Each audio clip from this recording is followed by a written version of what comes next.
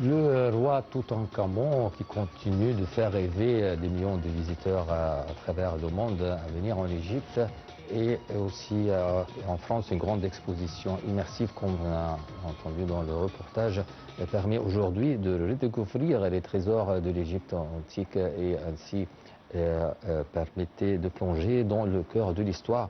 Au-delà de son intérêt culturel, cet événement met également en lumière l'exceptionnelle richesse patrimoine de l'Égypte ainsi que le rayonnement touristique de l'Égypte. Pour nous parler plus sur ce sujet, on a l'honneur d'avoir avec nous en ligne Dr Islam Aizet, expert en archéologie et en tourisme. Bonjour Dr Islam.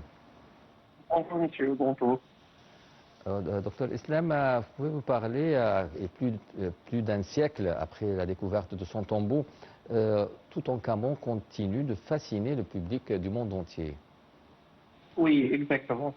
Merci tout d'abord de votre reportage. C'est très intéressant. Vraiment, plus d'un siècle après sa découverte, Toutankhamon captive toujours l'imaginerie collective pour plusieurs raisons. En fait, la première est le caractère, on peut dire romantique, et le caractère exceptionnel de la découverte de la tombe quasi intacte en 1922 par Howard Carter, un événement qui a été mondialement médiatisé.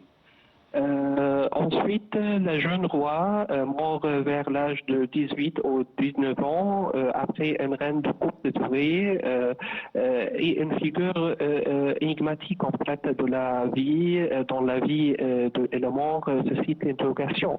Ensuite et surtout, le fabuleux trésor découvert de sa tombe avec des objets exceptionnels, très riches, comme le célèbre masque funéraire en or, qui est représenté peut-être le manœuvre exceptionnel de toutes les antiquités de tout le monde, reste un symbole puissant de la splendeur et du mystère de l'Égypte ancienne.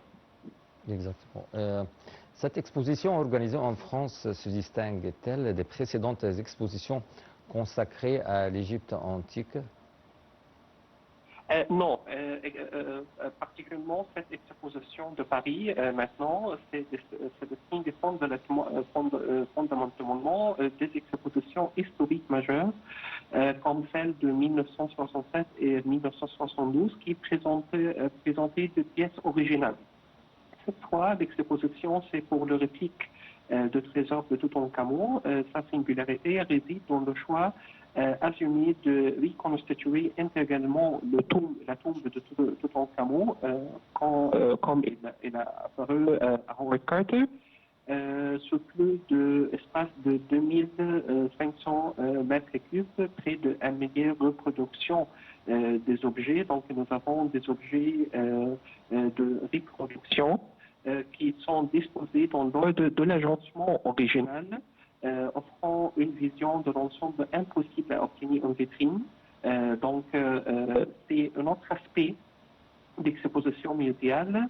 L'objet est moins de montrer objet authentique que de restituer l'expérience de la découverte. Ça, c'est l'objectif principal de cette exposition, actuellement à la porte de Versailles, et de permettre aussi de comprendre la logique spatiale et funéraire de la structure.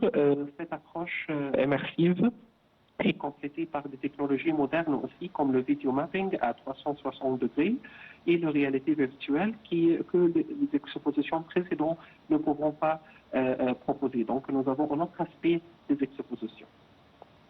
C'est exactement. Alors, pourquoi la découverte du tombeau de Toutankhamon par Howard Carter en 1922 est-elle considérée comme l'un des plus grands événements de l'histoire de l'archéologie? Vraiment. Pourquoi? Parce que la découverte de Howard Carter, le 4 novembre 1922, c'est quand même un événement archéologique d'importance capitale et un événement exceptionnel. Pourquoi? Parce que nous avons beaucoup de découvertes. Pour la première fois, on mettait au jour une tombe royale égyptienne quasi intacte. Donc, c'est quasi intacte, c'est comme on peut dire quasi complète, pour la première fois. Dont le contenu n'avait pas a été pillé dans l'Antiquité. Le plus de 5000 objets retrouvés en offert une vision sans précédent de la richesse matérielle, de l'artisanat et des croyances funéraires de l'Égypte, du Nouvel Empire, le 18e dynastie. L'extraordinaire étendement aussi médiatique de cette trouvaille, à une époque où le fruit archéologique passionnant le grand public a fait de Toutankhamon une icône mondiale et a marqué durablement l'imagerie collective, créant un engagement mondial pour l'égyptologie qui persiste encore aujourd'hui. Donc, tous ces facteurs, elles représentent des facteurs exceptionnels pour la découverte de 2022 de la tombe de Toutankhamon. Et une autre question, pourquoi il n'y avait pas d'autres tombeaux qu'on a pu découvrir avec des tels trésors comme on a trouvé chez le tombeau de Toutankhamon? Pourquoi jusqu'à maintenant je sais qu'il y a de grands, bien sûr, des souverains et de l'Égypte antique comme Ramsès II, Toutmosis III. Pourquoi on n'a pas trouvé d'autres trésors comme Toutankhamon? Je dois vous remercier beaucoup sur votre question en fait parce que c'est une très belle question. La réponse, on a beaucoup de tombes qui ont la même valeur, peut-être pour moi, de point de vue archéologique, je peux dire que c'est peut-être plus valorisé de Toutankhamon, mais elles n'ont pas la même promotion médiatique. Ça, c'est un point et un enjeu très important parce que on a beaucoup de découvertes importantes. Je peux dire, par exemple, le tombe et le nécropole royal de Tanis. Tanis, c'est une nécropole royale dans le site de Charkeia, dans le delta égyptien. On ne parle pas ici sur une seule tombe, en fait. On parle sur 3 à 4 tombes royales de l'époque de dynastie 21 et 22. Et nous avons aussi dans le même site de restes, de vestiges de temples. C'est le temple de Amon, c'est dans le même site. Cette mission ou ce site archéologique, c'est une valeur exceptionnelle en fait parce qu'on a trouvé exceptionnellement des objets comme le sarcophage en argent. On n'a pas beaucoup d'argent découvert de l'Égypte ancienne, donc nous avons des découvertes exceptionnelles dans ces tombes et les trésors de Tanis. Maintenant, ils sont exposés complètement au sein de musée égyptien du Caire à Tahrir, dans 3 salles, salle 2 et salle 3, dans le 2e étage, et elles représentent une grande valeur ajoutée dans tous ces aspects. Donc, c'est seulement un exemple que nous avons beaucoup de tombes de la même valeur, mais ils ont besoin de plus de promotion touristique. C'est bien. Quel rôle joue aujourd'hui l'Égypte, à votre avis, dans la préservation et la valorisation de son patrimoine archéologique?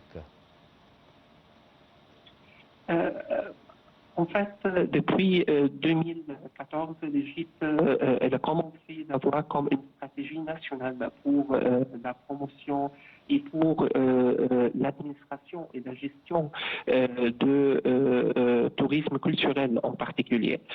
Donc, on ne peut pas oublier le grand événement de parade de momies qui était fait en avril 2021. Nous avons l'ouverture mondiale du Grand Musée égyptien dans le 1er novembre 2025.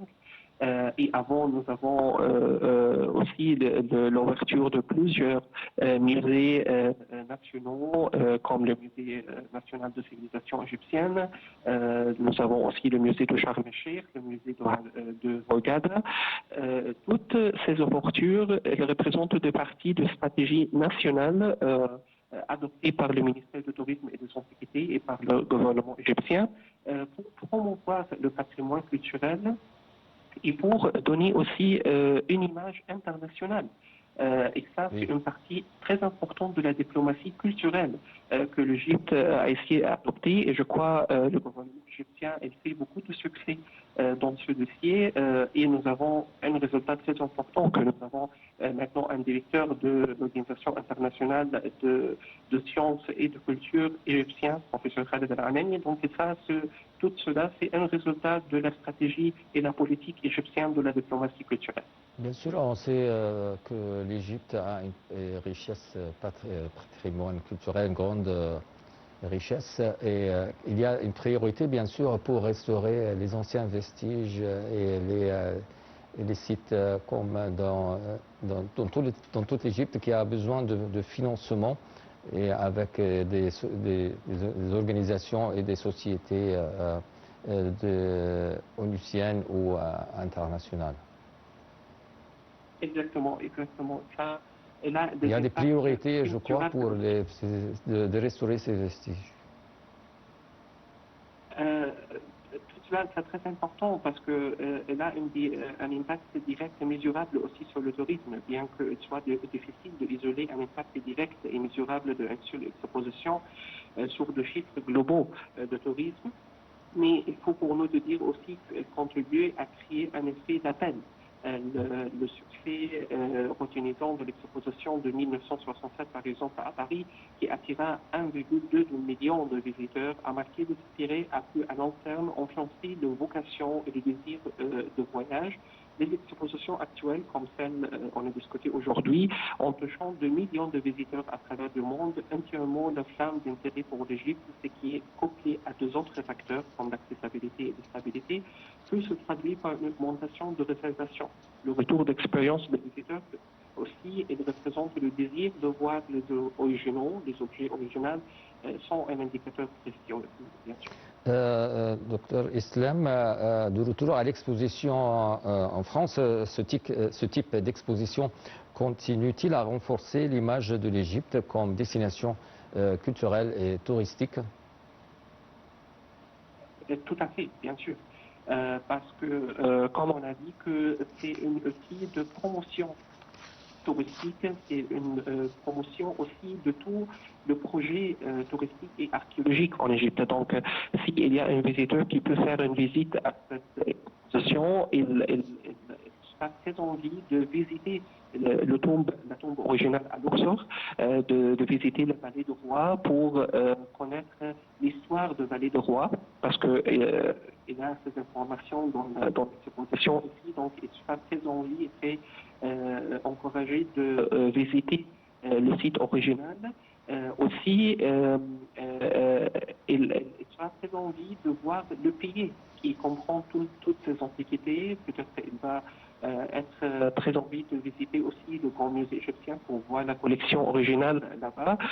Bien sûr aussi de visiter le musée égyptien de Caire à Tahrir pour voir la location historique de cette collection. Donc, on peut avoir comme une vision globale de l'image culturelle égyptienne à partir de ce type d'exposition. Docteur Islam, enfin, quel message souhaiterez-vous adresser aux visiteurs français ou mondiaux pour les inviter à venir découvrir sur place en Égypte les sites qui ont fait la grandeur de la civilisation égyptienne? Ah, c'est une très belle question en fait, parce que si on peut voir le message principal de ce type d'exposition, on peut voir que cet message est au cœur de l'exposition de la stratégie patrimoniale égyptienne en fait. Elle enseigne aux jeunes générations que le patrimoine n'est pas un être figé, mais un dialogue continu entre le passé, et le présent et l'avenir. L'utilisation massive aussi de reproduction et de technologies immersives et une pédagogie en fait, une carrière pédagogique en soi. Elle montre que la préservation ne se limite pas à la conservation des objets, mais consiste aussi surtout à transmettre les connaissances et les émotions qu'ils portent. En présentant le trésor de Toutankhamon dans le contexte de sa tombe comme ça, l'exposition rappelle que notre devoir est de comprendre les civilisations des disparues pour éclairer notre propre humanité. Docteur Islam Aizat, merci bien d'être avec nous. Vous êtes expert en archéologie et en tourisme. Et on continue, mesdames et messieurs, notre programme après cette petite pause.